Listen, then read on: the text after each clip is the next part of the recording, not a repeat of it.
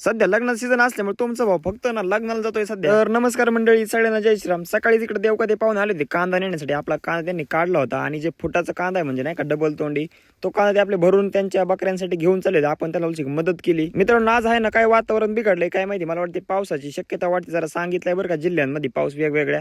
आपलं सोलर पण काय चालला ना, तरी पण तुमच्या भाऊने सोलर चालू करून दिला आणि विहीर तर आपली 9 परस ना काटोकाट भरलेली एकदम ओके मध्ये। त्यानंतर म्हणलं चला उलसक आपल्या निकम साहेबांचा फोन आला, त्यांचं ना विहीर खणण्याचं काम चालू, त्याने भूमिपूजन वगैरे करत होते म्हणजे विहिरीसाठी। म्हणलं गणपती बाप्पा यांच्या विहिरीत इतकं पाणी लागू द्या की नाही, 12 महिने यांचे पाणी येर ना गच भरलेलं राहू दे। मग त्यांना शुभेच्छा वगैरे दिल्या, व्हिडिओ वगैरे काढलं। तुमचं भाऊ परत आपल्या वावरामध्ये येऊन पोहोचला। आपल्याला तर आज ना दार होतं बरं का दुपारपर्यंत, आणि पाणी वगैरे आपण ना 3 फेज मोटर जोडले, त्यामुळे त्या 3 फेज मोटरच पाणी चालू होतं। तात्या म्हणले तुला निवांत दिसतोय, आता काय बरं करतो म्हणले, जाऊलच कुठतरी। म्हणलं तात्या आता तुम्ही म्हणताय तुमचं ऐकतो, सोलर बंद करून टाकला आणि तुमचं भाऊ लगेच 120 स्पीडने लग्नाला जायच्या दिशेने निघाला। आपला जोडीदार तेव्हा आला बरं का स्प्लेंडर घेऊन। आमच्या बायमाचं घराचं काम चालेल, तेव्हा काय म्हणतोय बघा, ऐकत नाही कोणाचं। मा मित्र काय कोणाचं ऐकत नाही। पण मित्रांनो, आपल्या मागून पुढून चांगला धोर निघाला, कारण त्यांनी आता घराला पीओपी केली ना, आपल्या घराला तसून पत्रे पण नाही। त्यानंतर मग तुमचा भाऊ 100च्या स्पीडने श्रीगोंद्यामध्ये येऊन पोहोचला। आमचा भैया मामा येत होता मागून, गुलाब भाऊ आम्ही पुढे आलो होतो। त्यानंतर मग रवी भाऊ बोक यांच्या दुकानावरती आपली गाडी वगैरे लावली, त्यांचं पण काम चालू आहे जोरदार। आमच्या भैया मामाने ना 200 रुपयाचं पेट्रोल टाकलं आणि 100 रुपयाचं ऑइल टाकलं त्यामध्ये। त्यानंतर मग लग्नाला येऊन पोहोचलो। आमचे सोहम भैया पण भेटले। नंतर नवरदेवांची गाडी घेतली आणि त्यांचा चांगला डान्स चालला होता।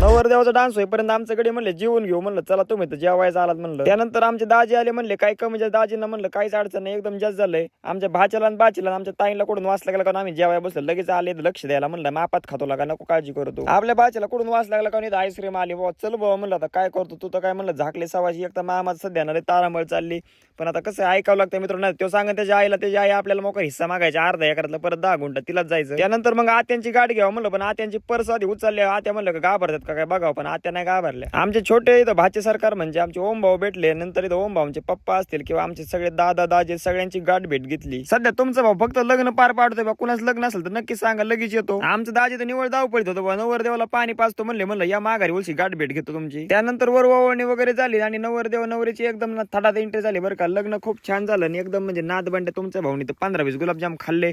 कोण कोण लग्नाला आलं त्याने नक्की कमेंट करा बरं का। आमच्या बाया मामानी म्हणलं उदार केलं, तेव्हा मला चॉकलेट पान चारतो म्हणलं, चार बाबा मग काय, त्यानेचा खर्च नसताना गेला, त्याची नक्की इज्जत काढली असती या ब्लॉग मध्ये। पण जाऊ द्या, इथं आमच्या आप्पांचं पण रस्ता उकरायचं काम चाललंय। म्हणलं कोणाची पाईपलाईन करतात काय नाही, जाऊ द्या, आपल्याला काय करायचं कावा तरी आपल्या कामाला पडतात आप्पा। इथं काल JCB आपलं ना झाड काढलं होतं, पप्पा म्हणले ते झाड ना ओढून टाकायचं साईडला, मग काय लगेच तुमच्या टाकून घेतलं। चला धन्यवाद, लाईक आणि फॉलो करा।